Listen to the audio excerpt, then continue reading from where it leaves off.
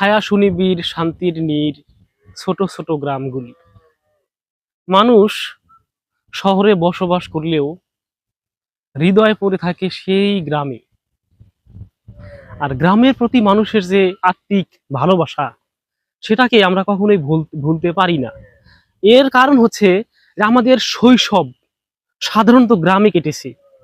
আর এই কারণেই গ্রামকে কখনো ভোলা যায় না। আমাদের বন্ধু, আমাদের জীবনের যত প্রকারের বন্ধু হয়, তাদের মধ্যে সবচেয়ে কাছের বন্ধু, সবচেয়ে ঘনিষ্ঠ বন্ধু হয় শৈশবে।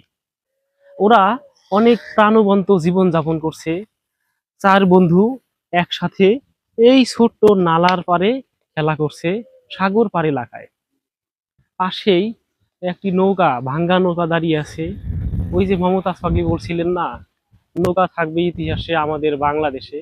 আছে নৌকা, ছিল নৌকা, থাকবে নৌকা ইতিহাসে আমাদের বাংলাদেশে। ওরা এই ভাঙ্গা নৌকাটার পাশে দাঁড়িয়ে খেলা করছে। নাম কি তোমার? জুনায়েদ। তোমার নাম? জিহাদ।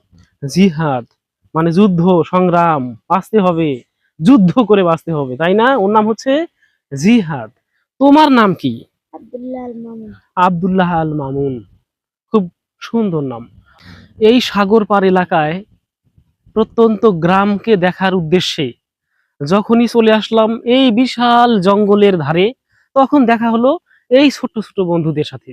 আচ্ছা, ওদের সাথে আরো একটু কথা বলি। এই জঙ্গলের নাম কি? এই জঙ্গলের কি কোনো নাম আছে? এই বনটার নাম পিছনে আমাদের কাট্টা জঙ্গল ওই পাশে, তাহলে এইটার নাম কি? এইটা ওরা ছোট মানুষ, ওরা বলতে পারতেছে না।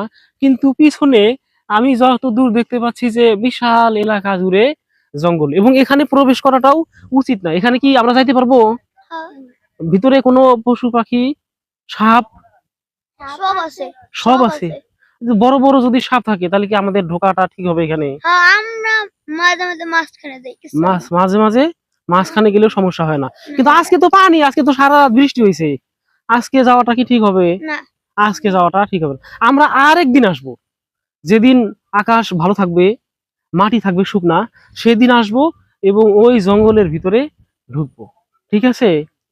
তো এই যে গ্রাম, এই যে জঙ্গল, আমাদের প্রকৃত প্রেম, আমাদের প্রকৃত ভালোবাসা, এই সবুজকে ঘিরে, এই গ্রামকে ঘিরে, আমাদের সেই যে শৈশবের বন্ধু, সেই বন্ধুদেরকে ঘিরেই আমাদের জীবন।